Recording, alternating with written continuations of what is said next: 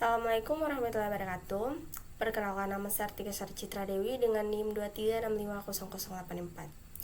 Saya di sini akan mereview materi pertemuan 3 sampai 7 tentang hukum siber dan UU ITE. Gambaran umum, materi pertemuan 3 sampai 7 membahas konsep dasar hukum siber, sejarah perkembangannya di Indonesia, ruang lingkup pengaturan teknologi informasi, hingga penerapan dan tantangan UU ITE dalam menghadapi kejahatan siber. Konsep dasar hukum siber. Hukum siber adalah seperangkat aturan hukum yang mengatur aktivitas manusia di ruangan digital. Hukum ini hadir untuk memberikan kepastian hukum, perlindungan hak, serta penegakan hukum terhadap pelanggaran di dunia siber. Ruang lingkup hukum siber. Ruang lingkup hukum siber meliputi transaksi elektronik, perlindungan data dan privasi, hak kekayaan intelektual digital, serta pengaturan dan penindakan terhadap kejahatan siber seperti penipuan online dan peretasan. Sejarah perkembangan hukum siber di Indonesia. Perkembangan hukum siber di Indonesia dimulai dari penggunaan KUHP untuk kejahatan komputer, kemudian berkembang melalui regulasi sektoral, hingga lahirnya UU ITE sebagai payung hukum utama di bidang teknologi informasi. UU ITE sebagai payung hukum, UU ITE berfungsi mengatur pemanfaatan teknologi informasi, transaksi elektronik, serta penanganan tindak pidana siber. Undang-undang ini memberikan dasar hukum terhadap aktivitas digital yang berdampak nyata di masyarakat. Revisi UU ITE dan tantangan. Revisi UU ITE dilakukan untuk mengurangi pasal multitafsir dan mendorong keadilan restoratif.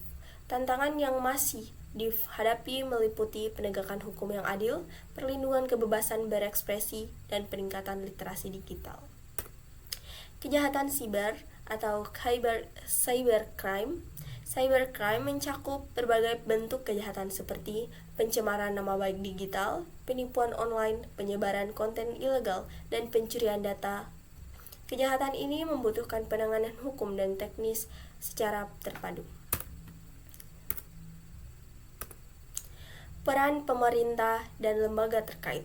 Pemerintah melalui lembaga seperti Polri dan BSSN berperan dalam penegakan hukum dan penguatan keamanan siber nasional untuk melindungi masyarakat dan sistem elektronik. Keabsahan alat bukti elektronik. Alat bukti elektronik memiliki kekuatan hukum yang sah dalam persidangan sepanjang memenuhi ketentuan UU ITE. Informasi elektronik dan atau dokumen elektronik diakui setara dengan alat bukti hukum lainnya jika diperoleh dan disajikan secara sah. Syarat keabsahan alat bukti elektronik. Keabsahan alat bukti elektronik ditentukan oleh keaslian data, integritas informasi, serta keterjaminan sistem elektronik yang digunakan. Proses pengumpulan dan pemeriksaan harus dilakukan sesuai prosedur hukum dan prinsip forensik digital. Peran alat bukti elektronik dalam persidangan. Dalam persidangan, alat bukti elektronik berfungsi untuk memperkuat fakta hukum, membantu pembuktian tindak pidana siber, serta memberikan kepastian hukum bagi hakim dalam mengambil keputusan.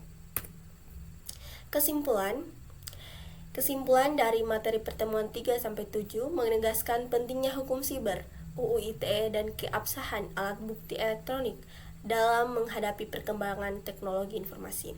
Pemahaman materi ini penting agar proses penegakan hukum di era digital berjalan adil, sah, dan bertanggung jawab. Mungkin itu saja yang bisa saya jelaskan. Lebih dan kurangnya mohon dimaafkan. Saya akhiri dengan ucapan wassalamualaikum warahmatullahi wabarakatuh.